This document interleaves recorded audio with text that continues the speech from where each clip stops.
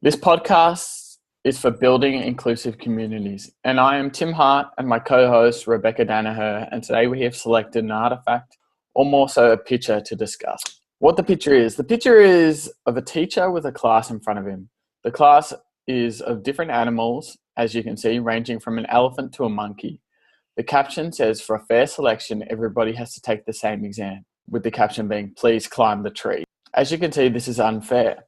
We chose this because it felt like it represented the current state of the Australian curriculum and education system being designed to fit some students, but not all students. This image represents how every student is different. We all have different skills and learn in our own ways. This is something we need to think about as future educators. We need to be flexible and able to accommodate for all students' needs. That's a really good point. All students do have different needs, different skills, and different weaknesses. Each person develops at different rates, and it is important as teachers or educators to recognize just how important that is. Learning isn't a sprint, but it's a marathon. So it takes time to learn, and we shouldn't expect students to learn overnight. Brené Brown, in Daring Greatly, talks about teaching being about love and understanding that students learn differently. We need to understand and respect this as educators, but also cater for each individual's needs as they are humans. Yeah, I really like that quote. So to add from that, I can also remember this reading from Hardley and Woodcock, where it discusses the significance of inclusion and how it's the best way for students to learn. The reading goes as far to even state that the expectation that all students will have substantive opportunities to learn is flagged as a human rights issue. It even goes on to talk about how every child has a unique characteristics, interests, abilities, and learning needs. I think this is something that we really need to keep in mind as we become educators.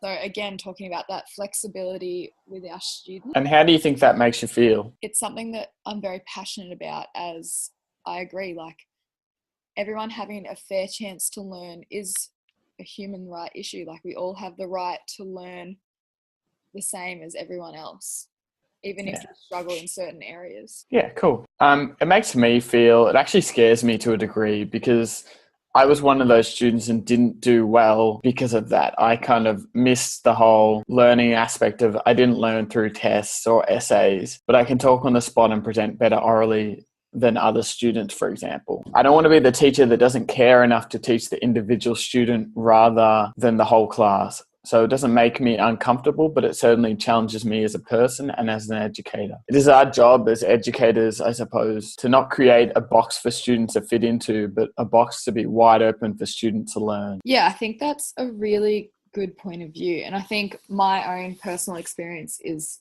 almost at the opposite end of that view, where I excelled, but because the teacher couldn't be flexible in both areas, it held me back. And I think that the education system for Australia, at least, is slowly changing because it is becoming such a multicultural country where classes are now designed around that a little bit better. For my school that I went to, from the start to the finish, the classes changed quite a bit, where we began with everyone does the same maths class. When you finish, you're in a high, medium, low, advanced class depending on your ability.